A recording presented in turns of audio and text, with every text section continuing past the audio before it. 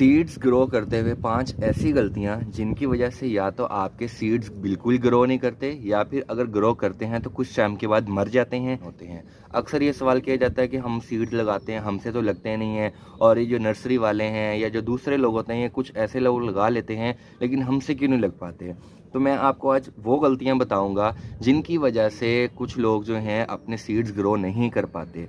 सबसे पहले नंबर पर मैं बात करूंगा कि अगर आप सीड ग्रो कर रहे हैं किसी भी प्लांट का, अगर तो आप कर रहे हैं फूल वाले किसी पौधे का या बेल का, तो भी आपको ये ख्याल रखना है कि मैं जिस टाइम में सीड ग्रो कर रहा हूँ क्या इसका ये सीज़न है। अगर उसका सीज़न नहीं है तो आप सीड ना ग्रो करें, क्योंकि आपका वो सीड ग्रो होगा तो ख़त्म हो जाएगा, क्योंकि उसका जो इन्वायरमेंट है वो उसके लिए सूटेबल नहीं होगा। या अगर आप किसी वेजिटेबल का सीड ग्रो कर रहे हैं, अगर आप सर्दियों वाली सब्जियां गर्मियों में ग्रो करने की कोशिश करेंगे तो आपके डेफिनेटली कोई भी सीड जो है वो ग्रो नहीं कर पाएगा। और अगर आप गर्मियों वाली सब्जियों के जो बीज हैं वो सर्दियों में उगाने की कोशिश करेंगे तो भी आपको यही रिजल्ट मिलेगा। तो सबसे पहली गलती ये है कि लोग जब सीड्स ग्रो कर रहे होते हैं तो वो इस बात का ख्याल नहीं करते कि जो हम सीड्स ग्रो कर रहे हैं ये हमने किस मौसम में इसको ग्रो करना है।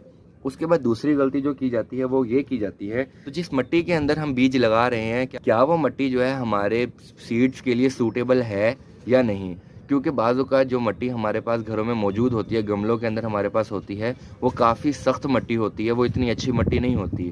तो आप जैसा कि जानते हैं कि सीड्स को ग्रो करने के लिए हमें नरम से नरम और अच्छी से अच्छी मिट्टी चाहिए होती है, क्योंकि जितनी अच्छी हमारी मिट्टी होगी उतना अच्छा हमें रिजल्ट देखने को मिलेगा। अगर आप अच्छी मिट्टी के अंदर नहीं लगाएंगे तो आपको अच्छा रिजल्ट देखने को नहीं मिलेगा। तो उसके लिए बेहतरीन मिट्टी जो कि आपको मैं बताता चलूँ, एक तो वो भल मिट्टी होती है जो नर्सरी वालों के पास से मिल जाती है आपको आराम से, और दूसरे नंबर पर आप कोकोपीट के अंदर भी ग्रो कर सकते हैं। तीसरे नंबर पर आप जो है उसको पत्तों की कंपोस्ट होती है उसके अंदर भी आप ग्रो कर सकते हैं सीड्स को। ये ऐसे लाइट वेट मीडियम होते हैं जिनके अंदर आपको जो रिजल्ट है वो बहुत अच्छा देखने को मिलेगा। तो अब चलते हैं हम अपने तीसरे पॉइंट की तरफ। तीसरे नंबर पर जो सबसे ज़्यादा हम गलती करते हैं वो ये कर देते हैं कि जब हम सीड्स को पानी देते हैं तो पहली दफ़ा में हम अच्छे से पानी नहीं दे देते। हम थोड़ा सा पानी डालते हैं, फिर उसके बाद हम समझते हैं कि शायद हमारी जो मिट्टी है उसको अच्छे से पानी मिल गया है, अब हमें दोबारा देने की ज़रूरत नहीं है। और जब दोबारा हम पानी देते हैं फिर भर के देते हैं, और जब बार बार हम पानी उसको देते हैं, ख्याल नहीं करते पानी देते हुए, तो क्या होता है कि तब भी हमारे सीड्स सही से ग्रो नहीं होते। या हमने बीज तो लगा लिए और एक दफ़ा उसको पानी दे दिया और उसके बाद हम क्या करते हैं कि सीड्स को जो है हम बिल्कुल भूल जाते हैं कि वो खुद ही ग्रो हों, उनकी आगे खुद ब खुद ग्रोथ हो। ऐसा बिल्कुल नहीं होता। जब आप सीड्स ग्रो कर लेते हैं तो उसके बाद से आपने उनकी केयर ज़्यादा करनी होती है कि आप उसको किस जगह पर रख रहे हैं, आपका टेम्परेचर क्या है, आप उसको पानी कब दे रहे हैं।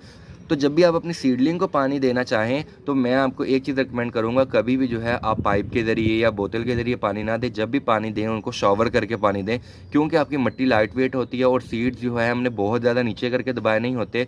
तो इस तरह होता है जब हम पानी देते हैं सीड हमारे हिल जाते हैं, या फिर जो सीड्स हमारे और नीचे दब जाते हैं, या हमारे मिट्टी साइड पर जाती है और सीड्स बाहर निकल आते हैं, तो भी हमारी जो हमारे सीड्स हैं वो ग्रो नहीं कर पाते। या तो वो गल जाते हैं, वो खुश्क हो जाते हैं, या वो बहुत ज़्यादा नीचे चले जाते हैं जिनकी वजह से उनकी ग्रोथ नहीं होती। उसके बाद हम चलते हैं अपने चौथे पॉइंट की तरफ। वो ये कि जब हम अपने सीड्स को ग्रो कर लेते हैं तो उसके बाद हमने एक ख्याल ये करना होता है कि हम उसको अपनी सीडलिंग को रखें कहाँ पे। हमने उसको ऐसी जगह पे रखना होता है जहाँ पर जो है हमारा टेम्परेचर नॉर्मल हो, बहुत ज़्यादा गर्म भी ना हो, बहुत ज़्यादा ठंडा भी ना हो।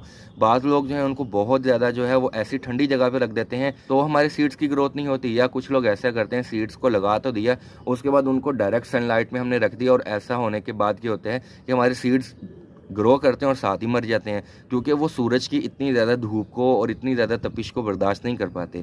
इसलिए जब भी आप अपनी सीडलिंग को लगाएं ऐसी जगह पे रखें जहां पर 1 से 1.5 घंटे की, 2 घंटे की बस नॉर्मल सी धूप आए, बहुत ज़्यादा धूप ना उनको लगे, ताकि आपकी मिट्टी भी बार बार खुश्क ना हो और आपको उसको बार बार पानी भी ना देना पड़े और आपके सीड्स भी अच्छे से ग्रो कर जाएँ। उम्मीद करता हूँ आपको ये 4 पॉइंट्स तो बहुत अच्छे से समझ आ गए होंगे।